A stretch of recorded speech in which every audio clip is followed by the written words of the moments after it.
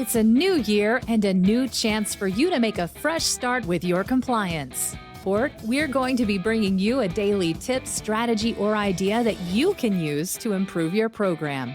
Here's your host, Tom Fox, the Compliance Evangelist. The third-party risk management process. As every compliance practitioner is aware, third parties still present the highest risk under the FCPA. The 2020 update devotes an entire prong to third-party risk management. It begins with the following. Prosecutors should also assess whether the company knows the business rationale for needing a third party in a transaction and the risks posed by the third-party partners, including the third-party partners' reputations and relationships, if any, with foreign officials. For example, a prosecutor should analyze whether the company is ensured that the contract terms with third parties specifically describe the services to be performed and that the third party is actually performing the work, and that its compensation is commensurate with the work being provided in that industry in that geographic region. Prosecutors should further assess whether the company has engaged in ongoing monitoring of third-party relationships, be it through updated due diligence, training audits, or annual compliance certifications by that third party. This clearly specifies that the Department of Justice expects an integrated approach that is operationalized throughout the company.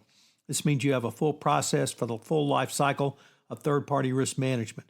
There are 5 steps in the life cycle of third-party risk management, which fulfill the DOJ requirements as set out in the 2020 FCPA Resource Guide and in the hallmarks of an effective compliance program. They are business justification by the business sponsor, questions to the third party, due diligence on the third party, compliance terms and conditions, including payment terms, and 5, management and oversight of a third party after contract signing.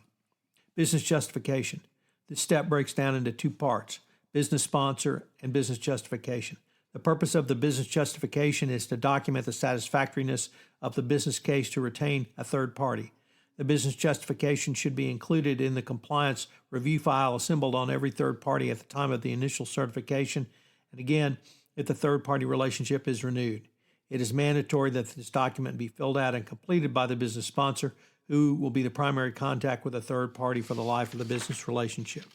Questionnaire. The term questionnaire is mentioned several times in the 2020 FCPA Resource Guide. It is generally recognized as one of the tools that a company should complete in its investigation to better understand with whom it is doing business. This requirement is not only a key step, but also a mandatory step for third parties that desire to work with a company. If a third party does not want to fill out a questionnaire or will not fill it out completely, run, don't walk away from doing business with such party. Due diligence. Most compliance practitioners understand there is a need for a robust due diligence program to investigate third parties, but have struggled with how to create an inventory to define the basis of risk for each third party and thereby perform the requisite due diligence. Getting your arms around due diligence can sometimes seem bewildering for the compliance practitioner. The purpose is to encourage businesses to put in place due diligence procedures that adequately inform the application of the proportionate measures designed to prevent persons associated with the company from engaging in bribery and corruption on their behalf. Due diligence acts as both a procedure for anti-bribery risk assessment and a risk mitigation technique. Further, both operate as compliance internal controls. After you've completed steps 1 through 3, you are ready to move on to step 4, the contract.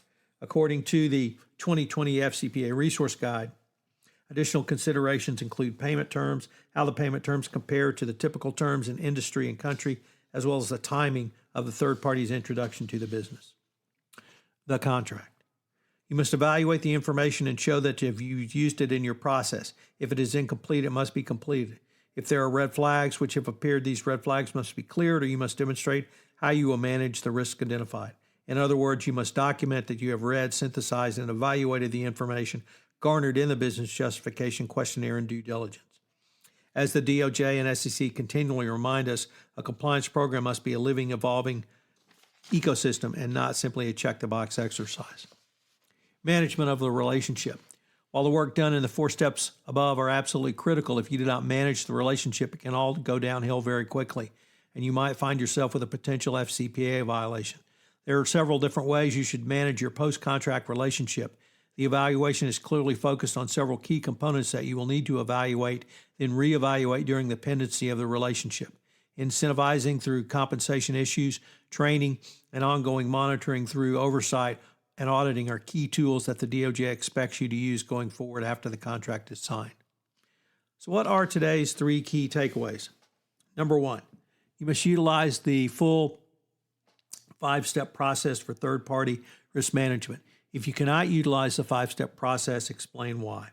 2, make sure you have a business development, involvement, and buy-in. And 3, operationalize all steps going forward by including the business representatives. This is Tom Fox again. Thank you for listening to this episode. 31 Days to a More Effective Compliance Program is a part of the Compliance Podcast Network. This podcast is a part of the C-Suite Radio Network. For more top business podcasts, visit c-suiteradio.com.